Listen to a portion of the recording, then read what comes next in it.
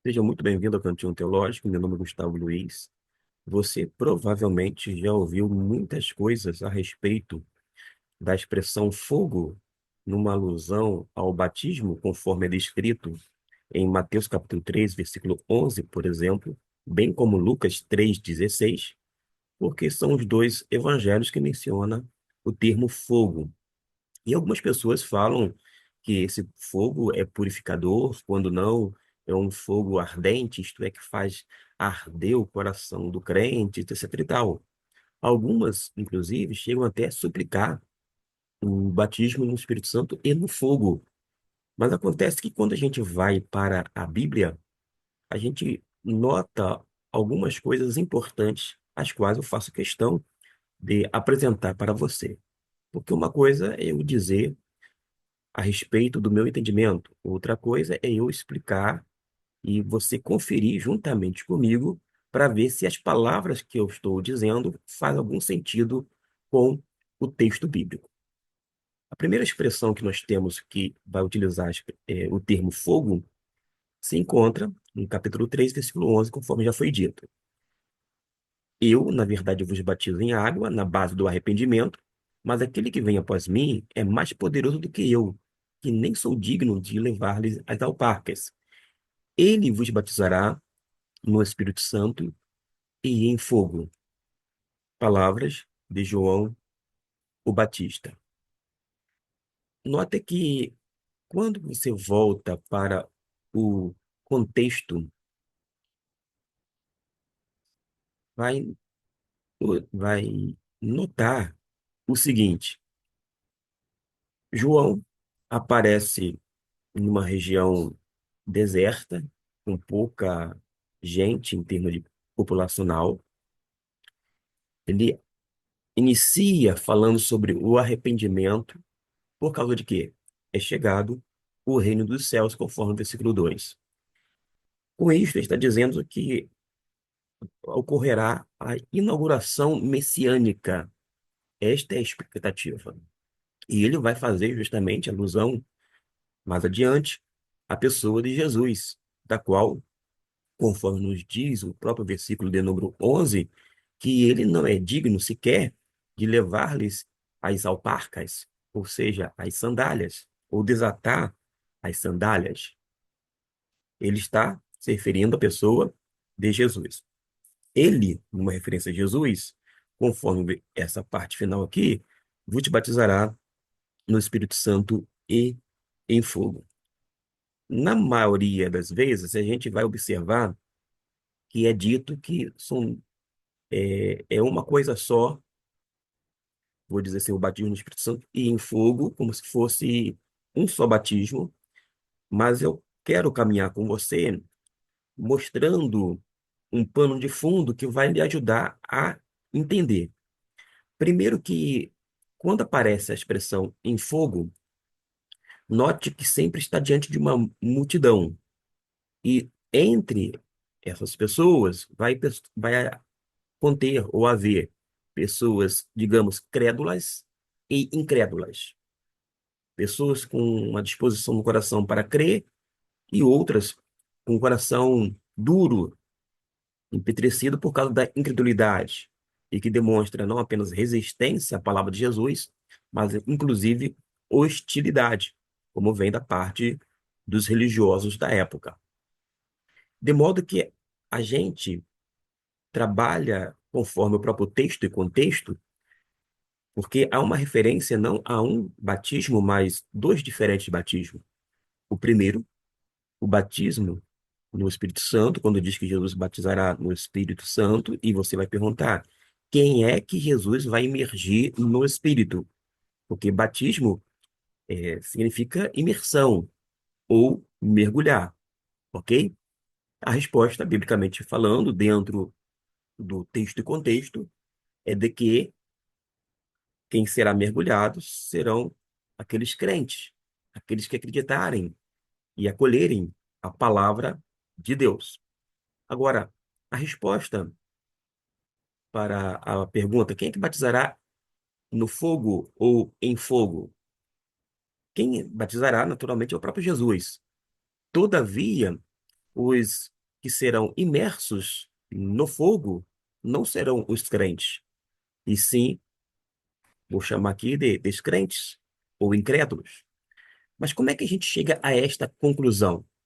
Porque, como eu disse, a gente ouve falar muita coisa e as pessoas trazem até mesmo ilustrações, outros textos, e ignora que a palavra fogo, tanto no Antigo Testamento quanto no Novo Testamento, tem vários sentidos. São dezenas de significados. É uma palavra que vai depender sempre do texto e contexto.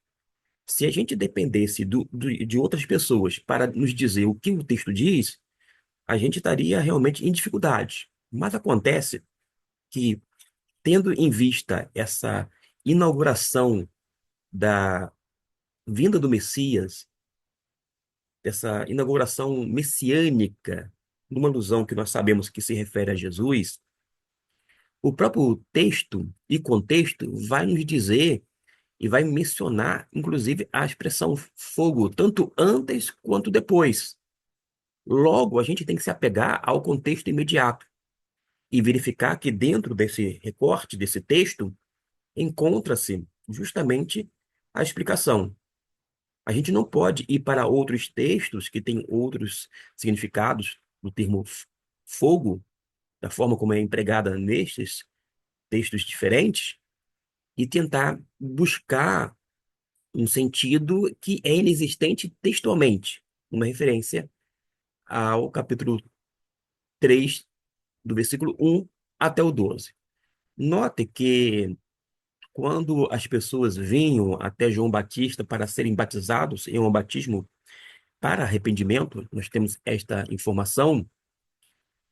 Note que há uma multidão, este é o pano de fundo. Essa cena não pode sair da nossa mente e do nosso coração. As pessoas estão sendo batizadas, estas porque estão arrependidas.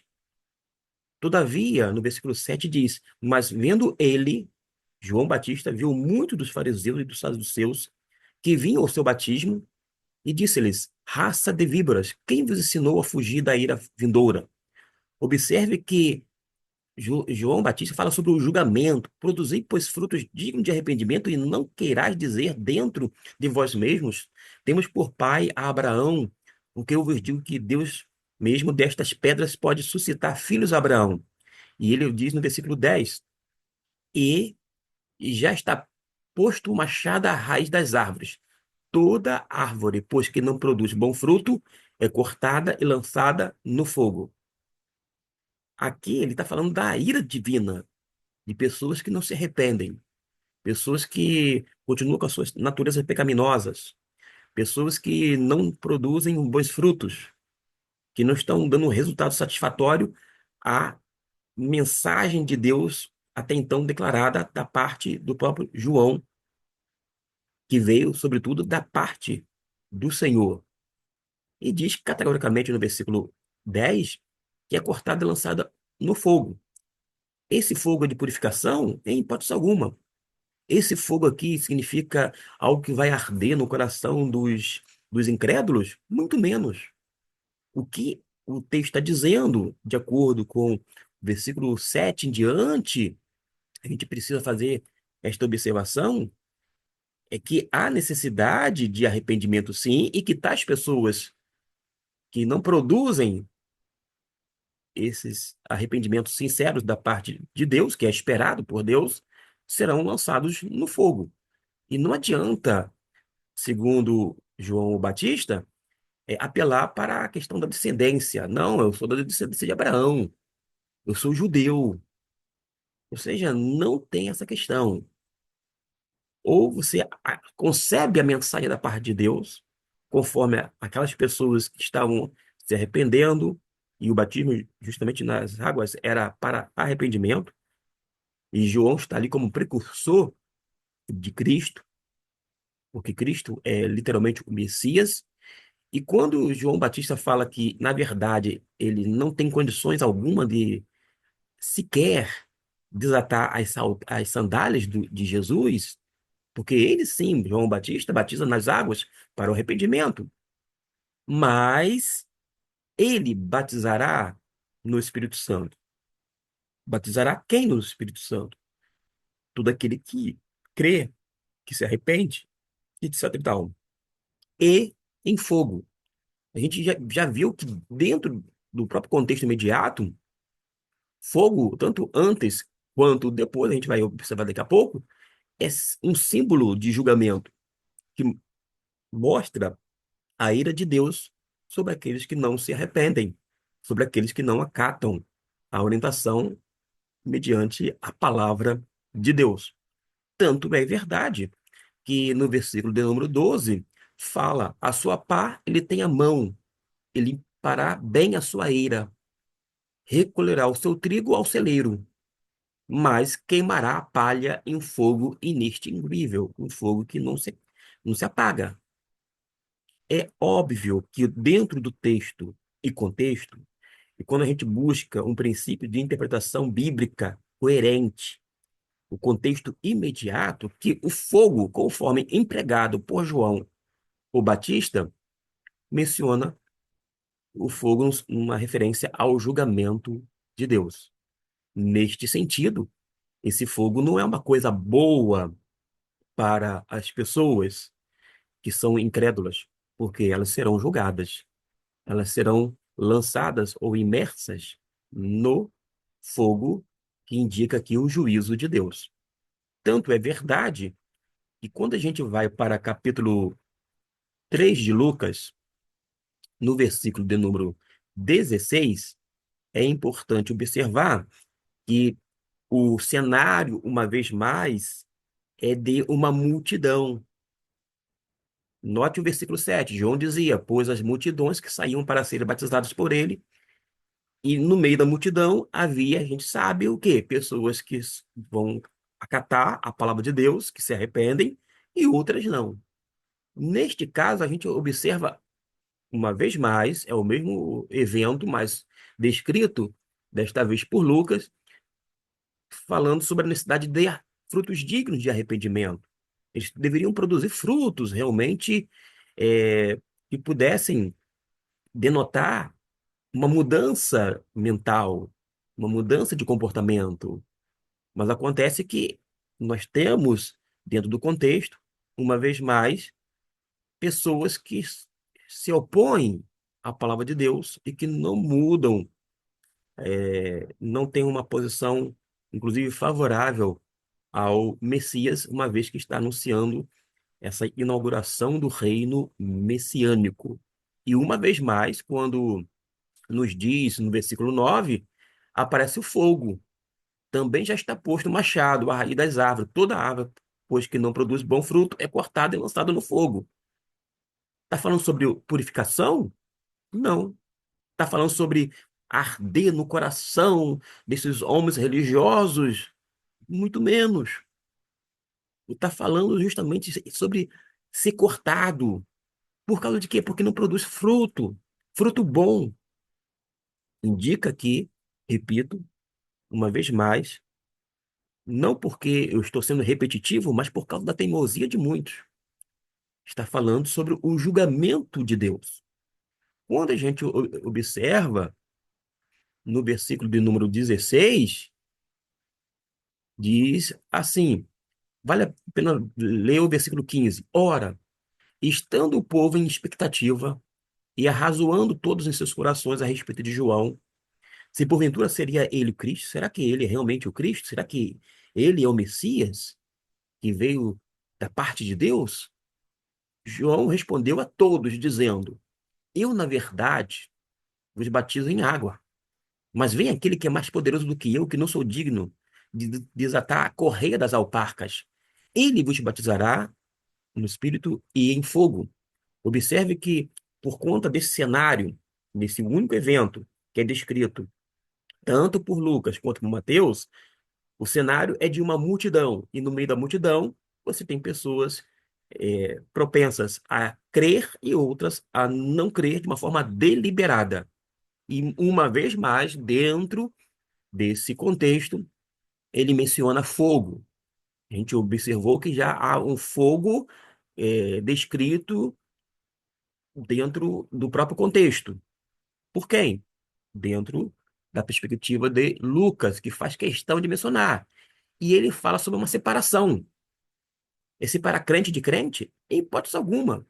A sua pá, ele tem na mão para limpar bem a sua eira. E ele recolhe o trigo ao seu celeiro. Mas ele menciona a palha. Palha é uma coisa, outra coisa é o trigo.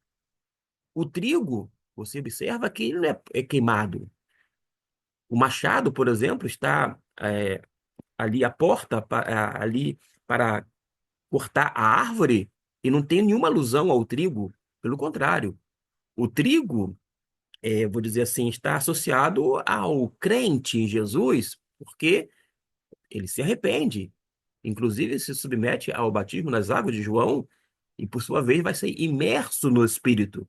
Mas com relação a essa palha que vai ser queimado, há uma expressão em fogo inextinguível, um fogo que não se apaga. Logo, a gente observa que há uma certa incoerência na afirmativa de que o fogo é purificador, o fogo é algo que faz arder o coração do crente. Não é isto.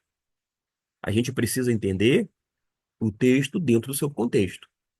E a gente sabe que dos quatro evangelhos, apenas dois menciona o termo fogo.